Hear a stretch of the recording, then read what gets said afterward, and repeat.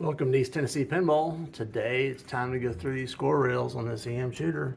So I've got the first one pulled out of here, just one screw at the top. There's supposed to be another one on the bottom, but every single one's missing on the bottom. Somebody took those out a long time ago, never put them back. So I'm going to go ahead and take the score rail off. It'll make clean it a little easier. It'll also make getting all the parts inside. Before I do that, I like to go ahead and put the 0 facing out so I know where I'm at, because obviously there's 3 different ways this thing will fit on there. So I'm gonna pull that off, and so I know the 0's out right now. I'm gonna stop the film and then I'll show you what I'm gonna do next. All right, so I just pulled those 3 screws out of there. So I'm gonna yank this thing off. I can get it off.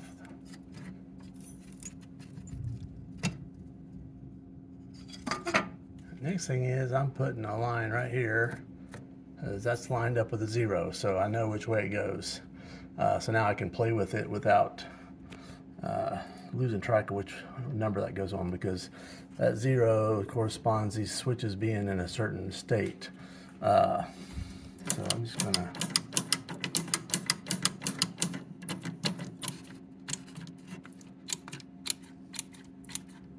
so you can see what's kind of going on with this one. Whatever keeps this thing from going backwards is not engaging very well. And so it's that pawl right there is what keeps it from going backwards. See that one right there at the end of my fingertip there? That one falls down to keep it from going backwards. So sometimes, like right there, it didn't come all the way out. And what drives it forward is this kind of bronze, copper, purple looking spring there. So that's one that yanks it forward, so it's not coming forward. So it's either a weak spring, and these springs do get a little less strong over 50 years. The other thing is the whole thing just gets gunked up, and you can see it's pretty gunked up, everything about it. I don't know what that is. It almost looks like melted coil, like the inner tube of that coil has gotten, obviously it's gotten hot, been locked on, and burnt paper a little bit, but I think that is probably, and this has the old original, so this has the old original metal coil sleeve in there. In between the coil sleeve and the coil, there's a plastic lining on the inside, inner lining of that coil. Like it's gotten hot and exuded that little thing. So that coil sleeve is never coming out of there. We can clean it up a little bit. I'm wondering whether I want to take this whole mechanism off there. I probably need to, so I guess I'll have to do that. So I'm gonna put the phone down and pull that off. So what I'm gonna have to do is pull that spring off, and as I yank this up, I'll probably have to move these switches out of the way. Probably not gonna be able to do this on camera, but I'm gonna get it off there. All right, so the first piece came off real easy, and really the friction is gonna be on that inner shaft there, and this is basically metal on metal, so that could take a little bit of super lube. But first thing I'm gonna do is I'm gonna just take that whole thing, stick it in the ultrasonic, clean it. I may, taking the rest of that off is gonna be even more of a pain. There's really not a source of friction there, so I may just clean and lubricate that on there. It'd be better to pull it off, but it's gonna be a lot more work, and I've got to, a game like this, not extremely valuable. I've got to value my time at some point. So I'm not gonna take that off there, I don't believe. But this thing is gonna work a lot better. So the other thing I'm gonna do is I'm gonna clean these points so I've got good access to them. I'm gonna put a drop of 3-in-1 oil on these pivot points. So all these points that pivot like that right there. See, oh yeah, see how that's sluggish? So what I'll do is, first thing I'll do is, again, that thing can come off there. I'm gonna clean it first with some alcohol and then a drop of 3-in-1 oil, and that will be way better. That doesn't move, that's it. And you get this point here on the shaft here. So I'm gonna do those things and we'll get it back together and I'll show you where we're at. All right, I've got it back together. I didn't take that one off. I cleaned it with alcohol, worked it many times so it was very free, and then a couple drops of 3-in-1 oil when it was held up, and then I worked that to get it to wick down through in that port, and that thing is super free now. I mean, it's same with this pivot point there. For that one to pivot, I've got to get this one down, and then this pivot's right there. That point, that one was working okay before. The reason this scorer wasn't working was that pivot point right there. The main hub was a little sticky. It wasn't really the main issue. It was that one there. But anyway, you know, when you go through these, if you're doing it as a hobbyist, I'm not. You could take your time. You could take every single thing apart. It takes a lot longer. This thing is working great, especially if you slap it the way it's supposed to be worked. Anyway, I'm going to put it back to the 0 position there, and I actually went ahead and scored it. Sometimes if I leave that in there too long, and it'll remove my magic marker. I've had that happen. So if you're really cleaning it harshly, go ahead and score it with something metal so you've got something to see. So I'm gonna put this back together and go through the other score reels. Oh, yeah, I've got to swap this out for my yellow one too, because I've got a yellow one to match. So I'm gonna finish up the other 3, and we'll see how they work.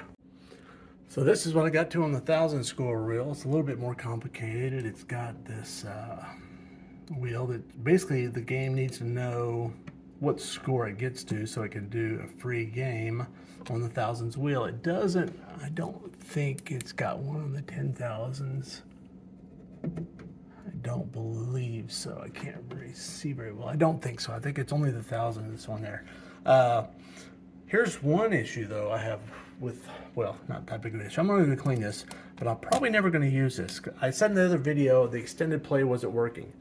So this game has 2 different ways to get extended play. Either you can get a ball in all 5 of the saucers. That will give you a free game. You have to put this jumper in the top extended play game. And the bottom is high score regular game. So the high score regular play game, you're going to use this feature. So when it gets to a certain score, and there's Jones plugs somewhere in here. I'm not exactly sure where they're at. Well, not gonna look for them right now. You can set what the high score is in this. Oh, here's high score play adjustment. So it's around here somewhere. It's probably this plug right here. You move it left or right. So 6,000 to 10,000 points.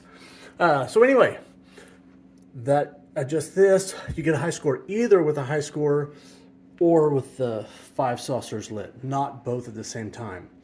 I'm setting it up for the 5 saucers because I think that's cooler. And by the way, when I changed the Jones plug, this started working, which is really cool. So I'm gonna go ahead and clean this while I'm in here, if somebody wants to change it, but I'm not gonna worry about it too awful much because I'm not gonna use it. So, you know, I'll clean those up a little bit. I'll probably just throw that in the ultrasonic with this disc here.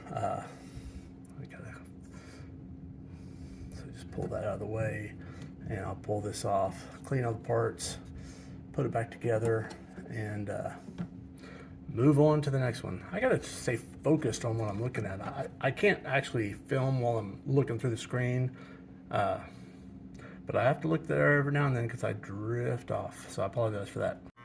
All right, I'm ready to test this sucker. I got them all on ones. I didn't do that one just because that one's got the cover on it that has the, for the high score, it's got the little wipers, and it's just hard to get my hand in there. Kind of a neat little thing this game's got. Say, manual game reset switch for service only. Don't press this and actually play a game because that would be theft. So I'm gonna press this button right here, and we'll see if they reset. And they reset. Cool. I will tell you, the first time I did that, it didn't work. So it would reset about, if it was on 1, it'd go up to about 6 or sometimes 4 or sometimes 7, but it wouldn't go all the way. So I was looking at the schematics. I found the, this game does it a little bit differently than most games. I guess this was the early way they did it. I found the score reset relay. So the only way, so that's actually the switch, normally closed. So the score reset relay is right here, and it gets fired up when you start the game with the start relay. So that switch there, it basically just holds it on. So basically it stays on as long as this switch, that switch opens once every time. So that circle around that means it's on the score motor. So when that score motor once time around, it's only going to make one pass, and that thing's going to open, that's going to break, and the whole cycle is going to open up. How does it know that it's completed? Because it's only doing 5. I was thinking the cam had 5 pulses, because that's real normal. It has, like on the more modern, like in the 70s Bally's and Williams, the cam would have bump, bump, bump, bump, bump. It had 5 cams and it have a home position. Well, on this one, it's this switch right there, and it's this one. So it actually has 12 cams. It shouldn't ever need 12 because, you know, if it's on 0, it doesn't need any. If it's on 1, it needs 9 to get back to the 0 position. So it's got an extra 3. The problem was this switch. You can see that gap there. It was open, but it was a little too close. So basically, as this thing is running, it goes pretty quick. It was bouncing up and down, but it was never open long enough to relax the solenoid up there so that it was ready for another pulse. So it wasn't hitting every time. It was hitting about every other time. And so it was only getting about 5 or 6 out of the 12 pulses. So it was just a matter of gapping that a little bit bigger, which was kind of a tricky one. But, you know, you go through the schematics, you figure out what it is. And I mean, literally, it was almost touching. I mean, it wasn't. And kind of normally you'd think, well, that's good if it's almost touching. That gives you maximum force on it when it's open. But,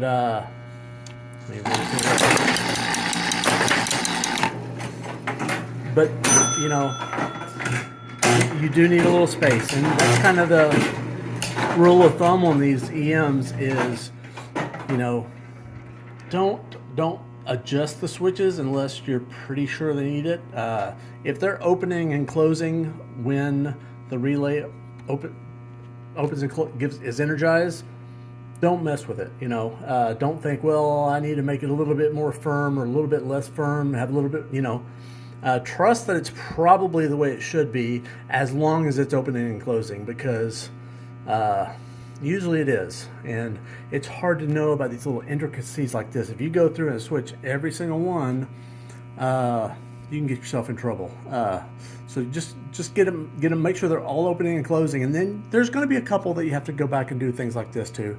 But my suggestion is not to adjust every one, and I think that's kind of the consensus of most people. So anyway, score reels are working. Changed all the bulbs inside of there while I was at it. Got some new bulbs on the front of the game. My back glass is pretty horrible. I'm not sure what I'm going to do with this thing. We'll see. Get pretty close. I think my bluing for the rifle is going to come in today, so tomorrow I'm going to blue the gun. So we'll see about that. Adios, and please subscribe.